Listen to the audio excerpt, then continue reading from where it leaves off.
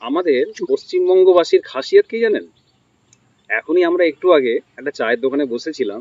তো সেখানে এক একটা লোকের রাজনৈতিক মানে পর্যালোচনা মানে শুনলে অবাক হয়ে যাবে। এক একজন মানে এক একজন রাজনৈতিক বিশেষজ্ঞ। ঠিক আছে?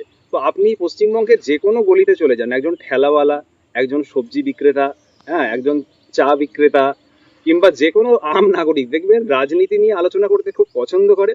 এবং রাজনীতির এক একটা বিশ্লেষণ মানে মারাত্মক লেভেলের। ঠিক আছে? মানে এরকম বিশ্লেষণ আমার মনে হয় যে বড় বড় রাজনৈতিক যারা নেতা আছে তারা করতে পারবে কিনা সন্দেহ। কিন্তু আশ্চর্যের বিষয় যে তাতে করে কি আমাদের জীবনের মধ্যে কোনো পরিবর্তন আসে? আজকে যে আলোচনাটা করলে ধরুন আমাদের শরীরের উন্নতি হতো, মনের উন্নতি হতো, আধ্যাত্মিক উন্নতি হতো, আমাদের জীবনের মধ্যে একটা পরিবর্তন আসতো, সেই আধ্যাত্মিক চর্চা বা চিন্তা কিন্তু আমরা একদম দেখি না। তো আমাদের এই চ্যানেলটা খোলার একমাত্র উদ্দেশ্য মানুষের মধ্যে সেই আধ্যাত্মিক চেতনাকে জাগানো, ঠিক আছে, যাতে করে অ্যাকচুয়াল যেটাই আমাদের জীবনে পরিবর্তন হবে, বেনিফিট হবে, সেটা যাতে তারা একটু হলেও চর্চা করে, সারাদিনে অন্তত যেন 1 ঘন্টা চর্চা করে। ঠিক আছে? তো এটাই বলার ছিল।